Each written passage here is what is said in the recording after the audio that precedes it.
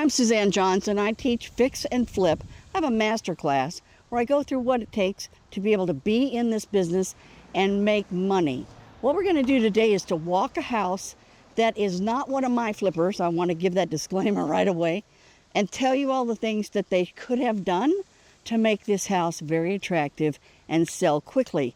That's the objective when you flip, is to sell quickly. And the other thing you have to make sure you are following current trends. And I'll show you what that means once we get inside.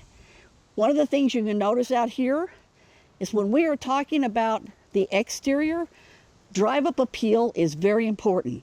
So if you look down here, and I know you're not looking at the grass, but it's weeds, all weeds. Doesn't take much to put out some seed, water. It looks like it's wet, so they have a sprinkler system. I know they do up here where they've put some plants. They didn't bother to actually pull the weeds in the flower beds, but I guess if you have plants, that's good enough, huh? One of the things that's not good about this house are bay windows. They used to be very, very trendy in the 70s, 60s, mid-80s. Now they're not so much. So if you take a look right here, all of those are single pane windows. They do not meet code. They do not keep any kind of thermal energy inside the house. It's just like having the window open. Breeze can come and go as it wants to. It's going to be cold when it's cold and hot when it's hot. Let's go inside.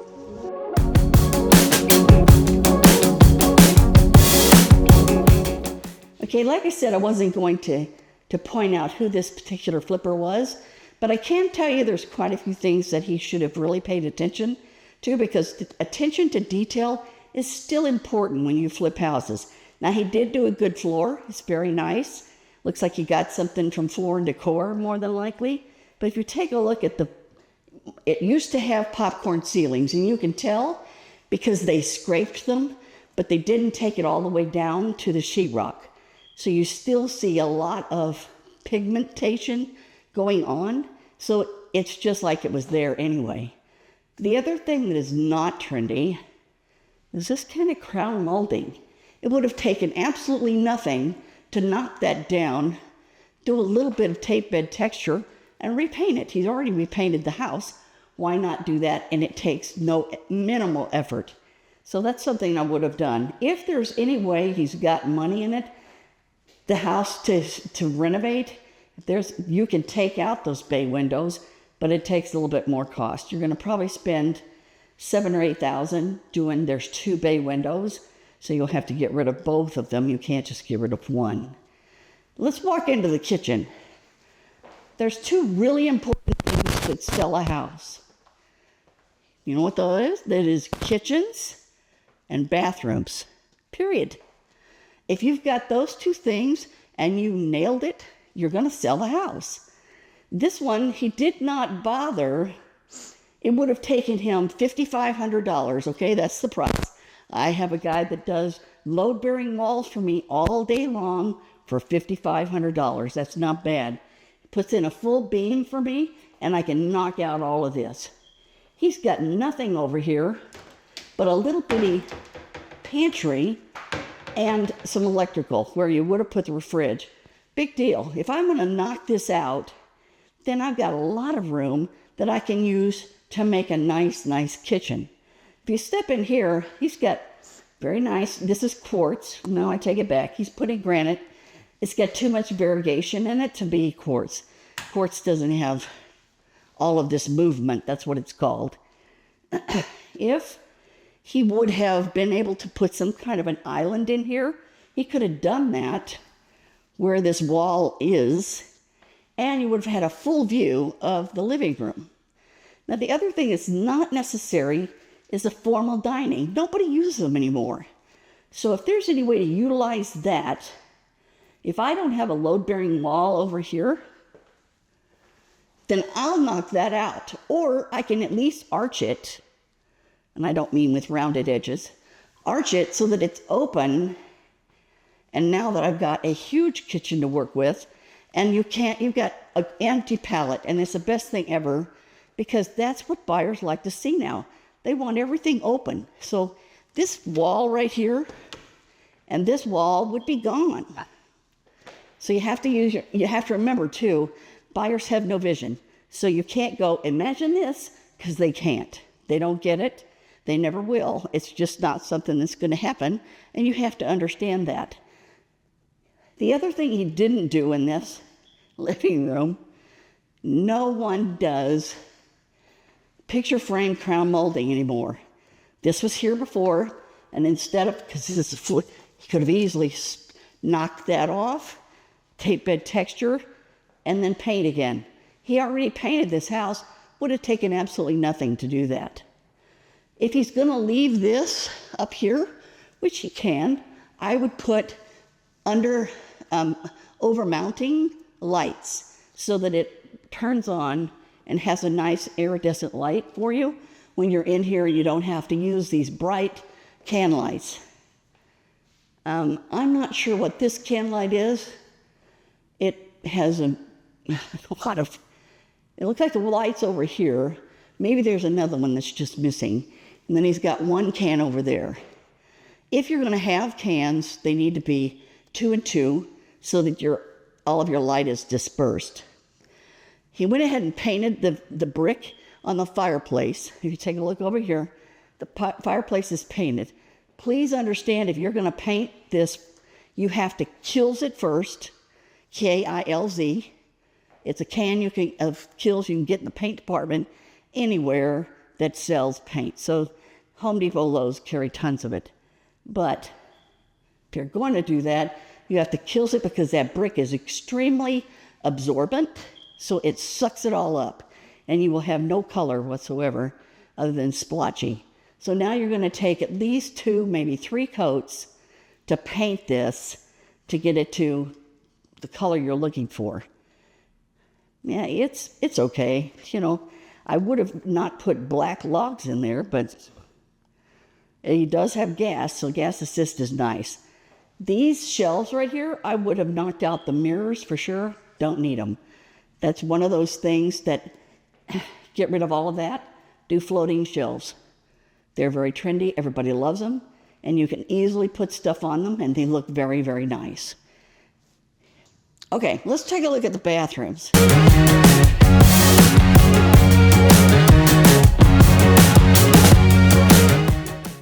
Now, he did a nice job on the flooring in these halls, and he did a flooring that is able to be used in wet areas, so that looks nice. So he did a good job on his secondary bath over here.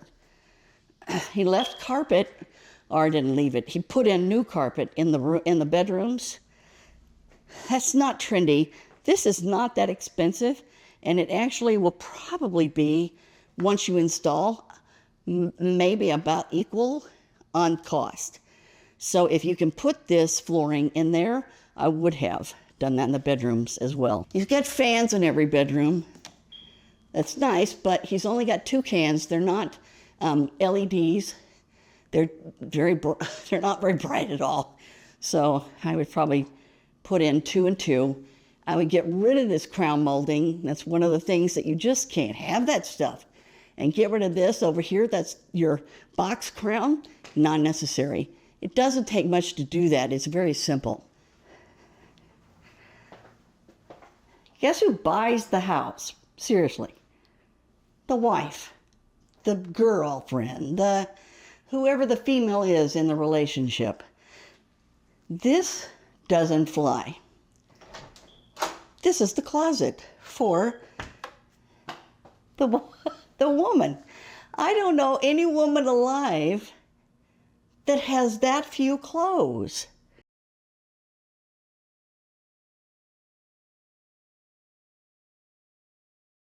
So it's just not workable.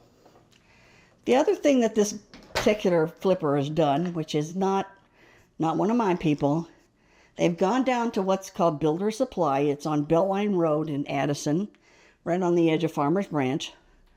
And you can buy these cabinets that are pre-made. But why they're pre-made is because they are not standard size. Now, I do want you to know, when you go to Builder Supply, it is so incredibly stocked with every kind of building material and item that you want to use ever. So you can go in, and I think it's open to the public, but I register as a contractor, and I get a discount when I buy things. Best place to get flooring is Builder Supply. Floor and Decor is a little bit higher at times, most of the time. Builder Supply usually beats everybody on price. But this particular thing I don't buy there is their cabinets.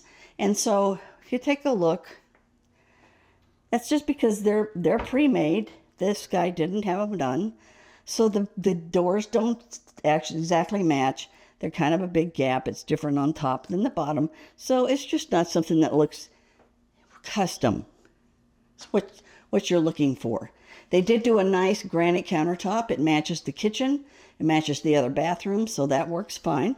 But I don't like, and you're never going to see a woman use a itty-bitty sink like this. I want one that's about like this. Probably one that's going to be 18 to 22 inches maybe. And it would have taken nothing to do that. I also can put the other sink that is on the other side over here. There's nothing here. I can extend the plumbing over, use the same drain, and put a sink over here. So I could put a double sink right here on this side or on the other side. And that way, then we can extend the closet. Here's what we need to do. Since we have a toilet in the way, we're going to have to leave this. I'm not going to have a tub. I'm going to pull that out. That's very simple to do. I'm going to then put in a shower pan, tile it, bottom. You'll have a different tile on the bottom, but on your shower pan. But then you'll tile your walls just like they have. And then you'll have glass doors. So then you still have something that looks nice. I can tell you, please don't use. They look trendy. They look cool. But they only work for about 6 months, and that's those kind of toilets. Home Depot sells them, Lowe's sells them, everybody sells them. But they don't, they're just, and if you have fingernails, you're not going to flush the toilet. So I don't like them. It's not my favorite thing. This over here is unnecessary. If I'm going to put a shower over there, then I don't need this. I don't know. It has no light in it anyway. But I would pull this out. If I can move my sink over there, or either one, they're mirrored, so I could put my dual sinks here, right off of the master where you're probably going to have your bed. And then I can extend all the rest of this into a big closet. And then my entry to my closet would be here, and I wouldn't have an entry over there. You don't need two entry points into your bathroom. So that's what I would do that would give it a little bit more oomph. And it's not expensive to do that. The only thing you're going to do is extend your plumbing. You're going to use the same drain over there. This comes out, so you saved yourself the cost of granite. This piece of granite is probably what's called, you get the half or a quarter or a drop-off. And this is probably a drop-off that they just brought in, and it fits with this sink to do an under-counter mount. Yeah, under-counter mounts are not important either. You can also do a really, really nice drop-in sink, and it's trendy. These particular plumbing fixtures are 4-inch plumbing fixtures. If you want a custom look, have them drill 3 holes and get 8-inch spread. That's what it's called, a spread. Get an 8-inch spread instead of a 4-inch, and that way then, with a larger sink, it's going to look much more custom and very, very nice. Cost you maybe $25 more. Money well spent. Once again, we have this closet that is, oh my gosh. So that's coming over here. Gonna have to make an L shape to take that out, but it's gotta go. Okay, when we were walking to the master bedroom and the other bedrooms, notice that we were walking a little bit downhill, which means this house may have a foundation issue. So on your phone, you can have a level app, and I use what's called a bubble app. So I open that up, and all I have to do is walk over here in the area where I think I'm walking up or downhill, and just set it on the floor. If you can see that, you can see that we have some difference from center.